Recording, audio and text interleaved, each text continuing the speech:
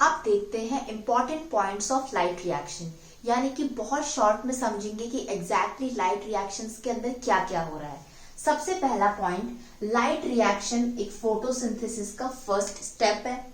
Fine. Light reaction का location क्या होता है? प्लांट की लीफ का mesophyll cell, then mesophyll cell के अंदर क्लोरोप्लास्ट के अंदर थाइलोकॉइड की मेम्ब्रेन। यानी कि जो लोकेशन है लाइट रिएक्शन का वो होता है कहाँ? थाइलोकॉइड की मेम्ब्रेन में। ये हो गया, ठीक है। सेकेंड क्वेश्चन है, how many photosystem, PS means photosystem, light reaction हो रही है थैलोकॉइड की मेम्ब्रेन में, तो हमने लाइट हार्वेस्टिंग कॉम्प्लेक्सेस पढ़े थे, यानी कि फोटोसिस्टम्स। तो कितने होते हैं लाइट रिएक्शन के अंदर? 2। नंबर क्या होगा? 2। और नाम क्या होंगे उनके? Photosystem 2 and photosystem 1। Then primary electron acceptor.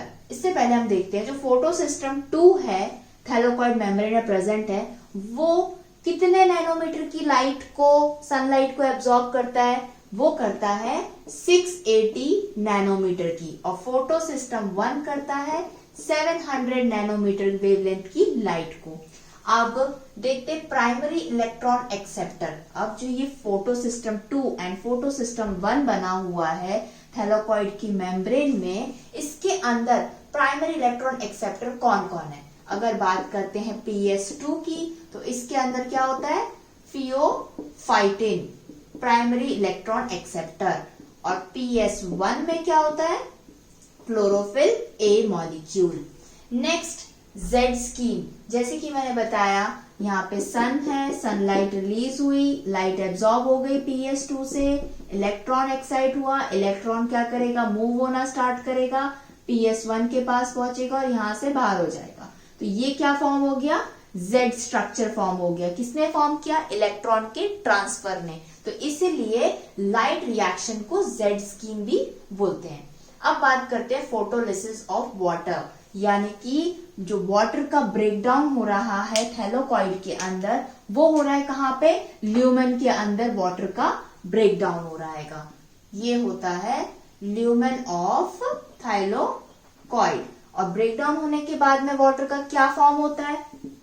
2H+ ions बनते हैं, ऑक्सीजन बनता है और इलेक्ट्रॉन्स बनते हैं। और ये इलेक्ट्रॉन PS2 के पास जाते हैं, ऑक्सीजन हमारे पास आती है, H+ आयॉन्स क्या करते हैं? अंदर ही अंदर एक्यूमुलेट होते जाते हैं। Next, products of light reaction. अब यहां से लाइट मिल गई, ये लाइट रिएक्शन चल रही है, तो क्या क्या प्रोडक्ट फॉर्म होते हैं? 2 प्रोडक्ट्स फॉर्म होते हैं। फर्स्ट होता है ATP एंड सेकेंड क्या होता है? NADPH2। कैसे? ATP यहाँ पे वाटर स्प्लिट होता है, H+ आयॉन्स बनते हैं, यहाँ पर एक इलेक्ट्रॉन एक्सेप्टर प्रेजेंट होता है जिसका नाम होता है साइटोक्रोम कॉम्प्लेक्स। वो स्ट्रोमा से H+ ions lumen of the thylakoid के अंदर ट्रांसफर करता है। यहाँ पे बहुत सारे H+ आयॉन्स हो जाते हैं और बाहर कम हो जाते हैं स्ट्रोमा में, कॉन्सेंट्रेशन ग्रेडियंट फॉर्म होता है। डिफ्यूजन के थ्रू H+ आयॉन्स क्या करते हैं? बाहर आ जाते हैं। किसके? ल्यूमेन ऑफ द थैलोकॉइड से बाहर निकल के कहां पर आ जाते हैं? स्ट्रोमा के अंदर आते हैं। आते से इनको बीच में क्या मिलता है? एक एंजाइम ATP सिंथेज, और ये एंजाइम इस H+ आयॉन्स की एनर्जी को यूज करके ATP फॉर्म करता है। कहां पे? स्ट्रोमा में। तो ये दोनों ATP एंड NADPH2 कहां फॉर्म हो रहे हैं? स्ट्रोमा में। स्प्लिटिंग ऑफ वाटर या फोटोलिसिस ऑफ वाटर कहां हो रहा है? ल्यूमेन ऑफ द थैलोकॉइड के अंदर। और लाइट रिएक्शन कहां हो रही है? थैलोकॉइड की मेम्ब्रेन में।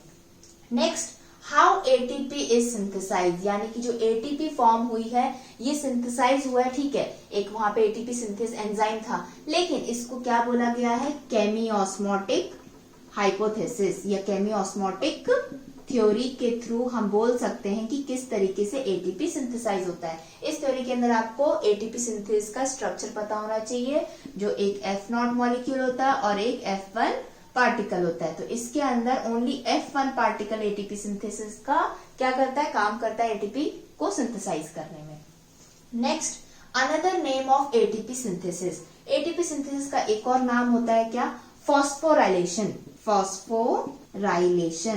लेकिन फोटोसिंथेसिस के अंदर जो एटीपी प्रोड्यूस हो रही है वो लाइट की प्रेजेंस में हो रही है, लाइट एनर्जी को यूज करके हो रही है। तो इसलिए यहां पे एटीपी सिंथेसिस को फॉस्फोराइलेशन ना बोल के बोलते हैं फोटोफॉस्फोराइलेशन। फाइन। नेक्स्ट है requirement of chemiosmosis to occur. ATP synthesise करने के लिए केमियोस्मोटिक हाइपोथेसिस पढ़ी थी या केमियोस्मोटिक थ्योरी पढ़ी थी। अगर एक एटीपी फॉर्म होना चाहता है तो क्या क्या रिक्वायरमेंट्स होती हैं? सबसे पहले थैलोकॉइड चाहिए, ठीक है। थैलोकॉइड में क्या चाहिए हमको? थाइलोकॉइड पूरा नहीं चाहिए, बस थैलोकॉइड की मेम्ब्रेन चाहिए, पहला पॉइंट। दूसरा पॉइंट क्या चाहिए? हमें H+ आयन का कॉन्सेंट्रेशन ग्रेडियंट चाहिए। H+ आयन का कॉन्सेंट्रेशन ग्रेडियंट हाई लो होगा तभी H+ high to low facilitated diffusion से मूव करेगा। देन मूव करेगा तो एटीपी कौन फॉर्म करेगा? ATP synthase enzyme. तो ये वाला जो ओवरव्यू है लाइट रिएक्शन का, ये आपको हेल्प करेगा नीट एग्जाम में, क्योंकि वहां पे डायरेक्टली क्वेश्चंस पूछते हैं कि जो लाइट रिएक्शन है उसका एग्जैक्ट लोकेशन क्या है? थैलोकॉइड मेम्ब्रेन का है। PS2 का इलेक्ट्रॉन एक्सेप्टर, PS1 का इलेक्ट्रॉन एक्सेप्टर कौन है? Z स्कीम है तो इलेक्ट्रॉन पहले PS1 के पास आया या PS2 के पास? PS2 के पास आता है। PS2 यानी कि फोटो सिस्टम 2 कौन से नैनोमीटर की लाइट को एब्जॉर्ब करता है? 680 की, और PS1 700 की। फाइन। अब बात करते हैं किसकी? ATP और NADPH2 जो लाइट रिएक्शन के प्रोडक्ट्स हैं। डायरेक्टली क्वेश्चन होता है कि लाइट रिएक्शन के प्रोडक्ट्स क्या होते हैं? ATP and NADPH2। अब ये दोनों प्रोडक्ट तो फॉर्म हो गए, थैलोकॉइड की मेम्ब्रेन में तो लाइट रिएक्शन हो रही थी, लेकिन ये प्रोडक्ट कहां पे जाके मिले? स्ट्रोमा के अंदर, स्ट्रोमा ऑफ क्लोरोप्लास्ट, ठीक है। अब हाइड्रोलिसिस या फोटोलिसिस ऑफ वाटर हुआ है तो उसका प्रोडक्ट्स क्या क्या बने? प्रोडक्ट्स में H+ ions, oxygen and electron form हुए, और यही इलेक्ट्रॉन, वाटर के जो इलेक्ट्रॉन्स हैं, कंटिन्यू सप्लाई देते रहेंगे किसको? फोटो सिस्टम 2 को, ताकि इलेक्ट्रॉन ट्रांसपोर्ट चेन कंटिन्यू होती रहे, फोटोसिंथेसिस लाइट रिएक्शन कंटिन्यू चलती रहे। नेक्स्ट, कीमोऑस्मोटिक हाइपोथेसिस क्या बताती है, क्या शो करती है? इसको पढ़ने के बाद हम किसके सिंथेसिस के बारे में समझते हैं? एटीपी के सिंथेसिस को समझने के लिए कीमोऑस्मोटिक थ्योरी बनाई गई। कीमोऑस्मोटिक थ्योरी के अंदर एटीपी सिंथेज एंजाइम का स्ट्रक्चर जो कि एक स्नोमैन की तरह होता है, एक हेड होता है और एक बॉडी होती है। हेड छोटा है, O बन जाता है, ये बड़ा है, ये F1 होता है। अब ये स्ट्रक्चर में भी इंपॉर्टेंट क्या पूछते हैं? F0 पार्टिकल जो एटीपी सिंथेज एंजाइम का है उसकी लोकेशन क्या होती है? वो प्रेजेंट होता है कहां पे? थैलोकॉइड की मेम्ब्रेन पे। और F1 पार्टिकल होता है स्ट्रोमा ऑफ द क्लोरोप्लास्ट पे, ठीक है। अब H+ ग्रेडियंट जो फॉर्म होता है ल्यूमेन के अंदर, यहां पर जो हाई कॉन्सेंट्रेशन होता है वो किस तरीके से होता है? पहला, वाटर का स्प्लिटिंग से या फोटोलिसिस ऑफ वाटर से H+ आयंस बनते हैं। दूसरा, साइटोक्रोम C जो मेम्ब्रेन में प्रेजेंट है, इलेक्ट्रॉन एक्सेप्टर है जो इलेक्ट्रॉन को ट्रांसफर करता भी है। वो क्या करता है? वो इलेक्ट्रॉन ट्रांसफर जब होता है तो उसकी एनर्जी को ले लेता है, क्योंकि एनर्जी इलेक्ट्रॉन रिलीज करते हुए जा रहा है, और एनर्जी को यूज करके वो H+ आयंस को अंदर भर लेता है। तो ये दो तरीके से अंदर क्या होगा? H+ आयंस का कॉन्सेंट्रेशन बढ़ जाता है। फिर फॉस्फोराइलेशन का क्या होता है?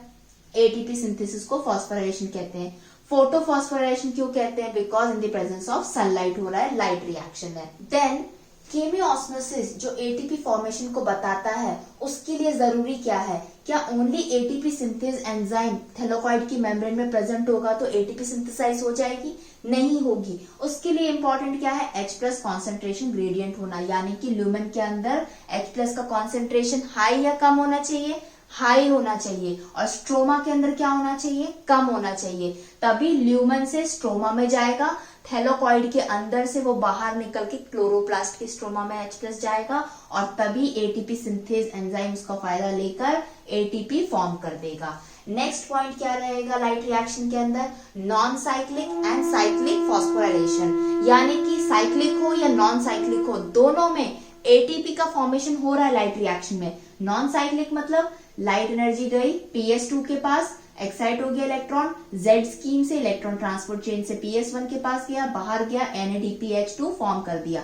तो ये क्या हो गया, नॉन साइकिल, यानी कि कोई साइकिल नहीं है, कोई चीज लौट के नहीं आ रही है। लेकिन अगर PS2 ओनली काम करता है जब, तो क्या होता है, लाइट एनर्जी इस पे आती है 700 नैनोमीटर की। यहाँ पर भी सेम इलेक्ट्रॉन एक्सेप्ट होता है, इलेक्ट्रॉन एक्साइट हो जाता है और मूव करता है आगे की तरफ। फेरोडॉक्सिन यहाँ पर आता है, एक इलेक्ट्रॉन एक्सेप्टर है। आने के बाद में ये इलेक्ट्रॉन यहाँ पे NADPH2 फॉर्म नहीं करता, वो क्या करता है, दोबारा से PS1 के पास में इलेक्ट्रॉन को भेज देता है। तब ये क्या हो जाता है, साइकिल फॉर्म होती रहती है। ये इलेक्ट्रॉन क्या करता है, एक साइकिल के अंदर मूव हो रहा है, PS1 के पास आया, घूम फिर के फिर PS1 के पास में आ जाता है। लेकिन इस साइकिल के अंदर यहाँ पर ATP भी प्रोड्यूस होती है। तो इट मीन्स साइक्लिक फॉस्फोराइलेशन हो या नॉन साइक्लिक फॉस्फोराइलेशन हो, दोनों के अंदर ATP प्रोड्यूस होती है। लेकिन जो नॉन साइक्लिक होता है उसमें NADPH2 भी फॉर्म होता है, साइक्लिक फॉस्फोराइलेशन के अंदर NADPH2 फॉर्म नहीं होता है।